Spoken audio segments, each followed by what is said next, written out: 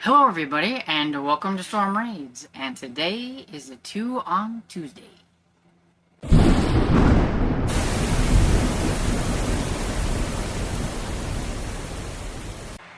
So like I said, it's time for the 2 on Tuesday, and that is where I show you a couple of books from my collection.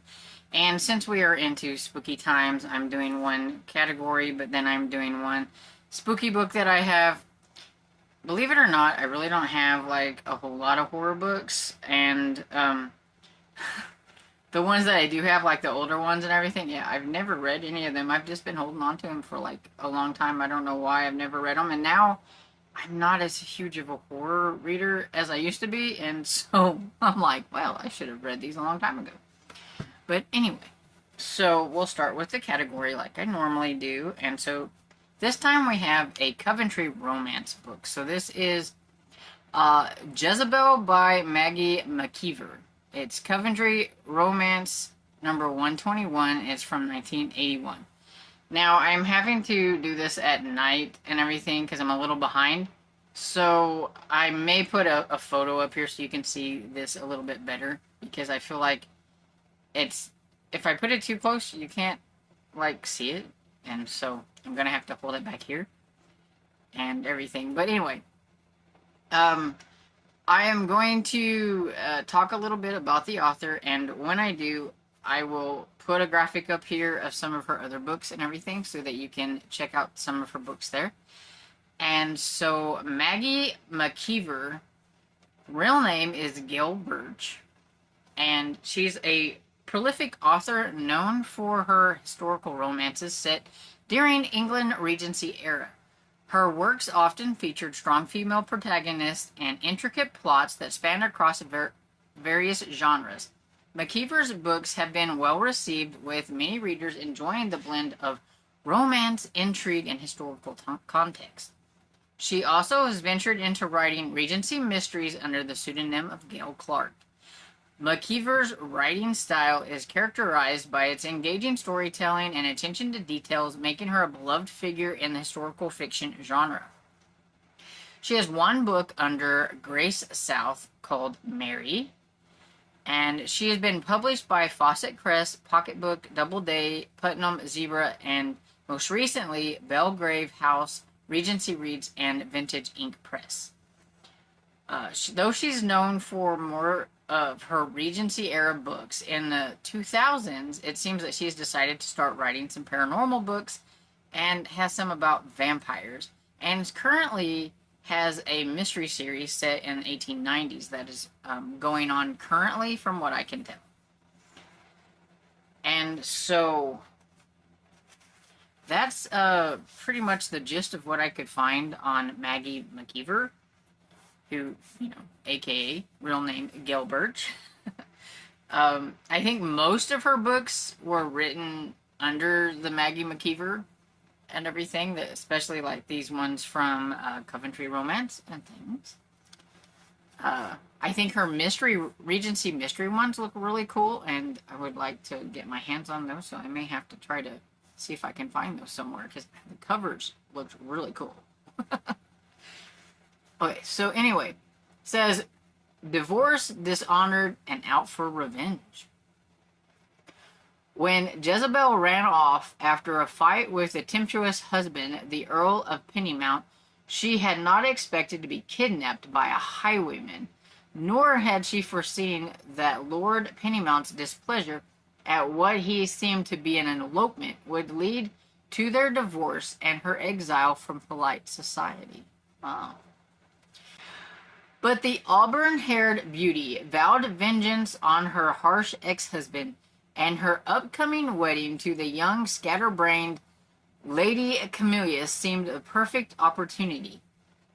If the idea of Jess being the hostess to one of London's most notorious gaming club owners enraged Lord Pennymount, imagine how much angrier he would be when he found out she was engaged to an unreformed gambler, Lady Camelia's brother Adolphus? I probably butchered that. Jezebel knew her revenge would be sweet, if her passion for her ex-lord did not betray her first. Oh. Sounds very complicated. Very complicated. But interesting nonetheless. And so, I know when I read what this one is about that people are going to be like, ugh, I don't want to read that one. But, I'll go read it anyway. And some might be spooked by the cover, but, you know. Here we go. We have Death Angel. And I'm sure people are like, you don't have to put a big picture up here. I don't want to see it. Anyway, this is by Robert Black, and it is a pageant book from 1988, and this is a horror occult book. But I think the author is a little bit more known for sci-fi fantasy, I think, and sword and sorcery and things like that. So I'm going to put a graphic here for this author. And so Robert Paul Holdstock, who was born in 1948 and died in 2009, was an English novelist and author best known for his works on Celtic, Nordic, Gothic, and Pictish fantasy literature, predominantly in the fantasy subgenre of mythic fiction. Holdstock broke into print in 1968. His science fiction and fantasy works explored philosophical, psychological, anthropological, butchered that, spiritual, and woodland themes. He received 3 BSFA awards and won the World's Fantasy Award in the category of Best Novel in 1985. Holdstock's first published story, Pulper's Plot, appeared in the magazine New Worlds in 1968. His first novel was a science fiction work, I Among the Blind, published in 1976. During the late 1970s and through the 1980s, Holdstock wrote many fantasies and science fiction novels, along with a number of short stories, most of which were published under a pseudonym. Robert Holdstock's pseudonyms included Robert Falcone, Chris Carlson, Richard Kurt, Robert Black, Ken Blake, and Stephen Eisler.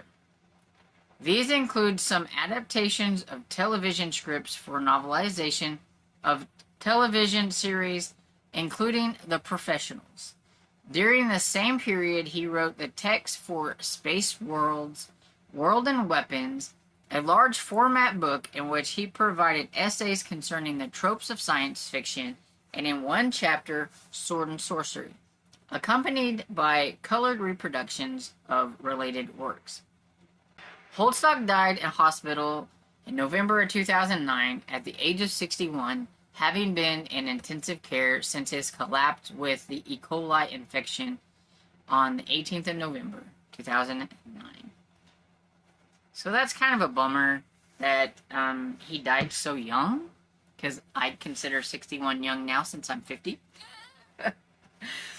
and everything, and I bet he would have probably had like a lot more stories in him and everything, so that's kind of a bummer. Okay, so Death Angel by Robert Black, one of his pseudonyms. So it was the summer no one would forget. The method was the same for each doomed child. First came the warning, a page torn from the book of Exodus, enclosed in a letter. Then each little boy received a package containing a gruesome reminder of the evil to come. Finally, the evil would come a-calling. It had already come 28 times that summer. Johnny Wright got his letter, then the horrible package. Now all he can do is wait for Death Angel to come a-calling. So it sounds kind of spooky. And I'm a little curious. I will not lie. I'm a little curious. It's not real long, but it's not like I'm going to get to it anytime soon, but, you know, it's not very long. And I don't have a lot of, like, pageant books. I've not heard of them. I don't know if they are, like, part of another company. I don't know. Says, it says the cover artwork by Hector Garrido. You can't really see it. No, I'll put it here. But anyway, half the time whenever I look for cover art in these books, they're never there. But for the horror books, they are. Why do they not put them in the romance ones? I would just like to know that. Anyway, this is the first pageant book printing from October 1988. So it's the first printing. And so there you go. I will quickly hold this up one more time and then get rid of it because I know you're all like, will you quit holding the spooky book? Okay, so here are my 2 books for 2 on Tuesday. What did you think of them? Have you ever heard of either author? Have you read either author, even under like any of the pseudonyms or whatever? Would anybody want to read this one? Anyway, let me know down in the comments, and I hope you enjoyed this video, and if you did, please give it a thumbs up and subscribe, and I will see you all in the next video. Bye!